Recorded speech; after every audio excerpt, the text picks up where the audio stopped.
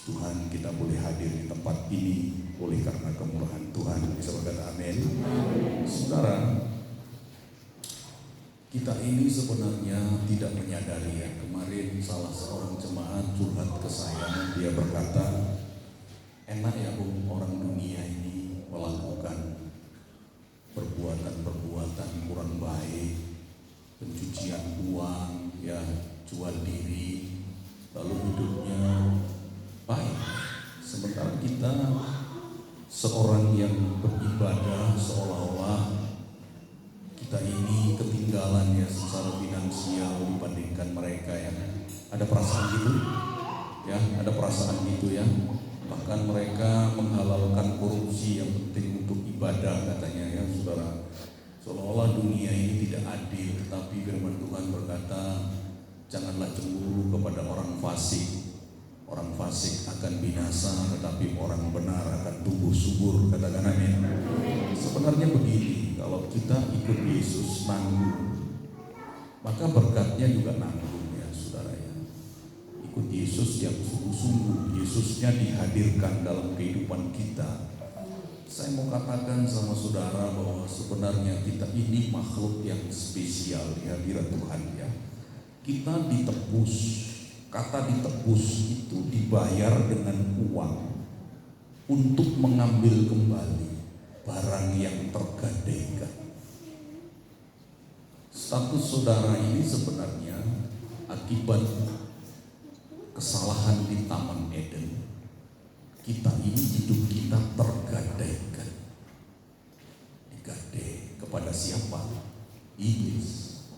Pertarungan di Taman Eden ini yang menang iblis. Maka segala fasilitas yang disiapkan Tuhan hari pertama sampai hari ke-6 penciptaan, saudara, itu dicabut oleh Tuhan. Semula kita tidak perlu bayar listrik, ada terang. Hari pertama, hari kedua Tuhan menciptakan cakrawala. Hari ketiga diciptakan langit dan bumi, tumbuh-tumbuhan, binatang-binatang di laut. Baru hari yang ke-6 Tuhan menciptakan binatang dan manusia. Hari ke-6 semua fasilitas itu disediakan oleh Tuhan pada waktu itu. Begitu juga pada waktu sekarang. Jangan khawatir, tekan amin. Kalau di Taman Eden Tuhan sediakan 6 hari lamanya, maka Tuhan juga sediakan berkat-berkat bagi kita. Ini bukan perkataan menghibur, bukan perkataan isapan jempol, tetapi saudara harus menaruh hal ini di dalam benak saudara bahwa orang percaya tidak akan pernah kekurangan. Katakan amin. Ya, kedua saudara, kita ini telah ditebus. Malaikat tidak ditebus. Malaikat tidak ditebus, tapi saudara ditebus. Alat penebusnya dalam 1 Petrus ayat 1 pasal 1 ayat 18. Sebab kamu tahu bahwa kamu telah ditebus dari cara hidupmu yang sia-sia, yang kamu warisi dari nenek moyangmu ya. Cara hidup yang diwarisi oleh nenek moyangmu itu bukan dengan barang fana, bukan dengan perak atau emas, melainkan dengan darah yang mahal, yaitu darah Kristus yang sama seperti darah anak domba yang tidak bernoda dan bercacat. Katakan amin. Ya, kita ditebus, kita spesial, kita khusus. Kita perlu layanan malaikat, tetapi malaikat tidak ditebus. Ketika dia jatuh jadi iblis, tetapi orang benar jatuh 7 kali tidak pernah tergeletak. Katakan amin. Istimewa. Ini kamu taruh dalam hatimu, dalam kehidupan rumah tangga, dalam kehidupan bisnis. Aku ini ditebus bukan dengan emas dan perak, tetapi ditebus dengan darah yang mahal, yaitu darah Yesus Kristus. Masalah ini telah diteliti oleh para ahli. 1 Petrus 1 ayat 10 sampai 11. Masalah ini telah diteliti oleh para nabi. 1 Petrus 1 ayat 10 sampai 11. Keselamatan itulah yang diselidiki sama-sama dan diteliti oleh nabi-nabi yang telah terus, dan mereka meneliti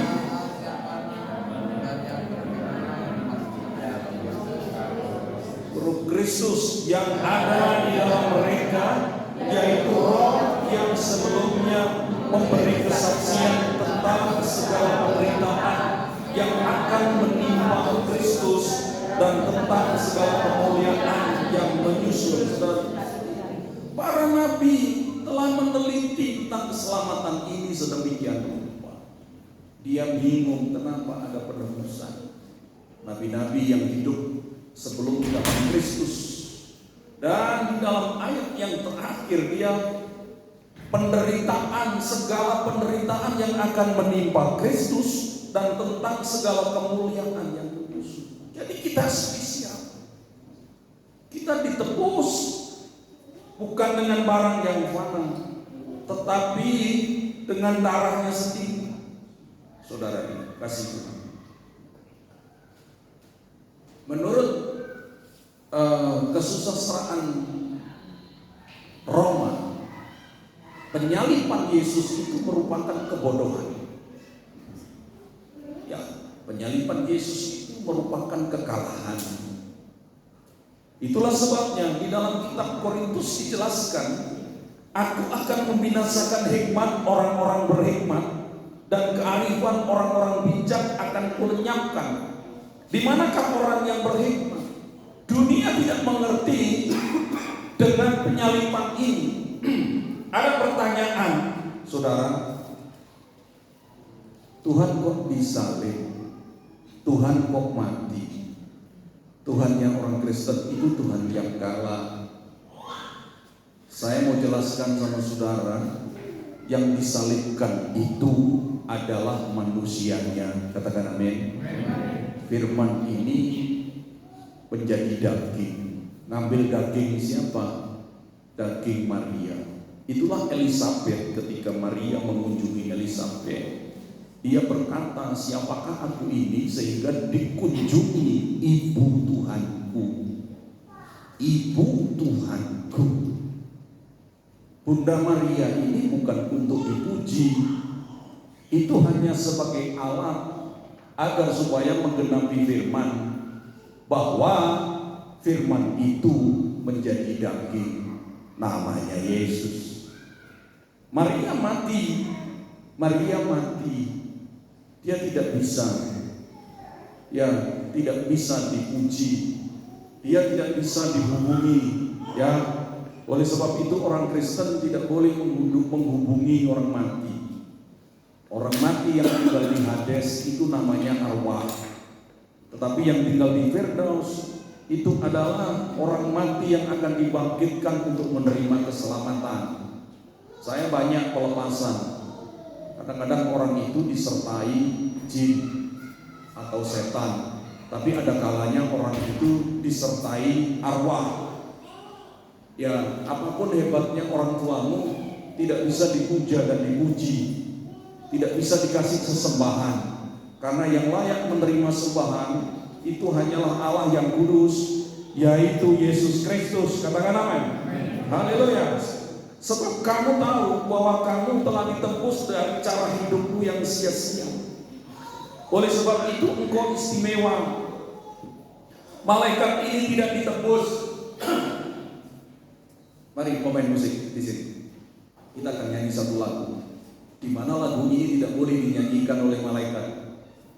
Yang boleh nyanyi orang yang ditebus oleh Kristus. Lagu yang tadi, dengan darahmu kau tebus dosaku. Malaikat tak boleh nyanyi, karena malaikat tidak ditebus. Katakan amin. Siapa yang ditebus? Kita. Kita istimewa di hadapan Tuhan. Katakan amin. Beri kemuliaan untuk Tuhan.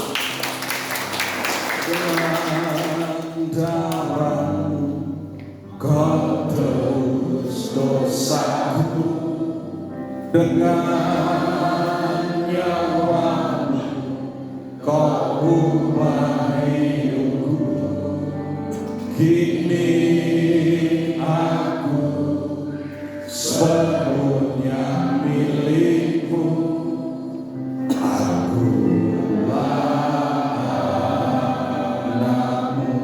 Katakan Yesus, Yesus, Yesus, Yesus, ku berseru. Umat tebusan boleh nyanyi, ku panggil namamu. Haleluya. Pengabdianku hanya padamu. Yesus, Yesus, Engkaulah Tuhanku. Sekali lagi, dengan darahmu, dengan letakkan tanganmu di dadamu, Kau tebus dosaku, dengan nyawamu Kau ubah hidupku. Kini aku sepenuhnya milikmu.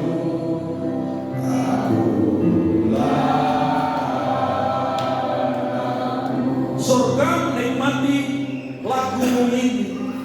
Katakan surga disenangkan dengan pujian ini. Dan malaikat tidak bisa menyanyi ini. Yang bisa adalah umat ketebusan. Katakan dia disuruh diam di surga. Angkat tangan.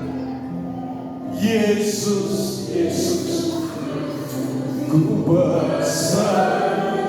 Engkau istimewa. Haleluya. Yesus, Yesus, ku panggil namamu. Haleluya. Pengabdianku hanya padamu. Yesus, Yesus, Engkaulah Tuhanku. Keistimewaan, turunkan, keistimewaan ini akan membuat engkau menang dari peperangan si jahat. Kuasa tenung, santet, guna-guna, mantra-mantra tidak bisa tembus atas engkau, karena engkau ditebus oleh darah Yesus. Sudah selesai di kayu salib. Kuasa itu dikalahkan sehingga engkau berhak menikmati berkat-berkat berlimpah. Apa saja yang kau kerjakan dijadikannya berhasil. Tidak ada yang bisa menghalangi pelangganmu dalam pekerjaan. Oleh sebab itu, berkat itu bagian Tuhan, sedangkan bekerja itu adalah bagian saudara. Bekerjalah yang cerdas. Jemaat Tuhan jangan berpangku tangan.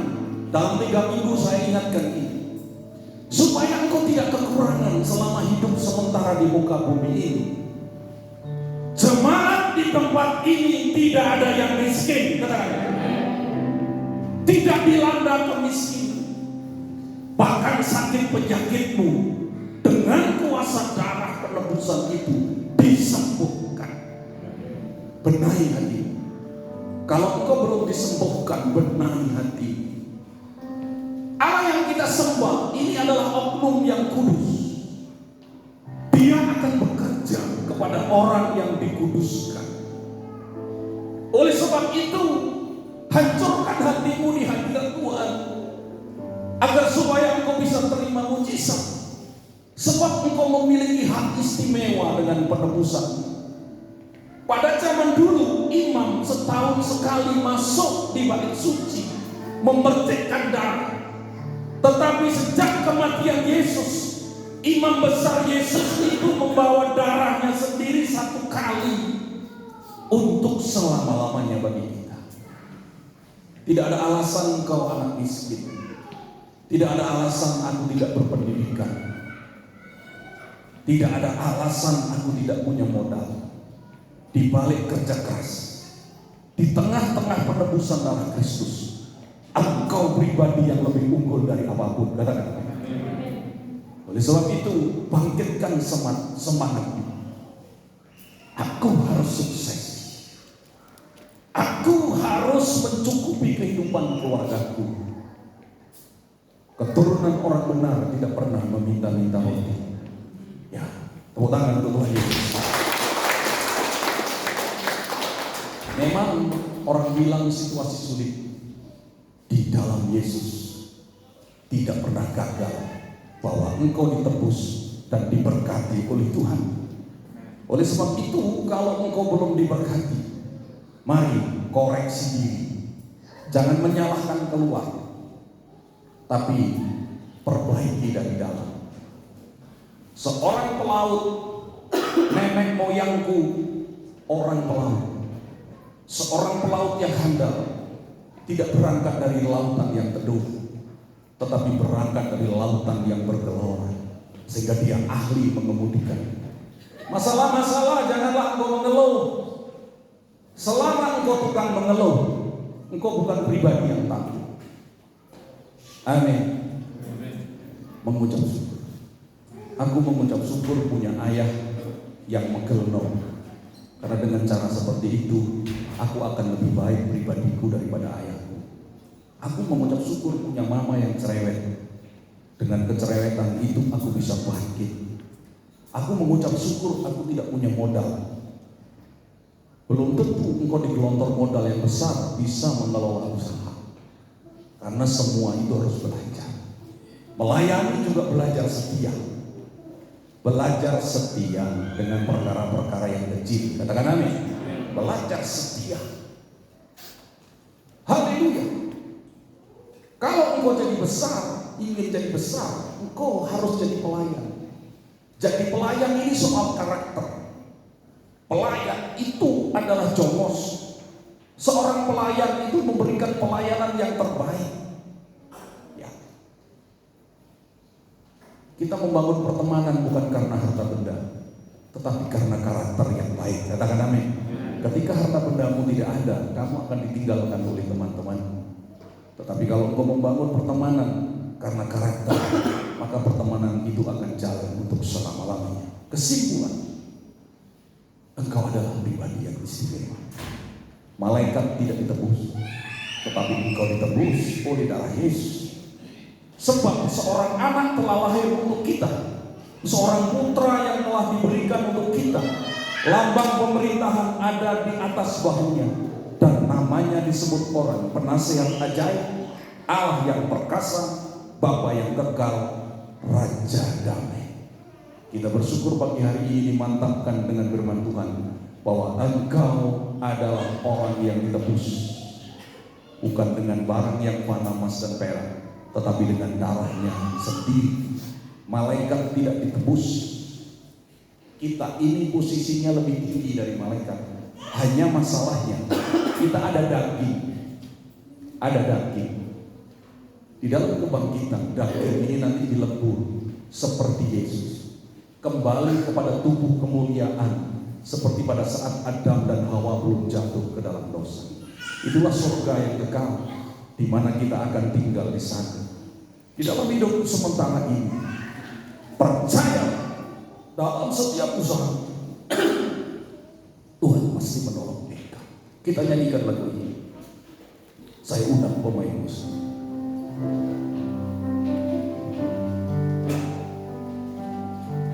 Dengan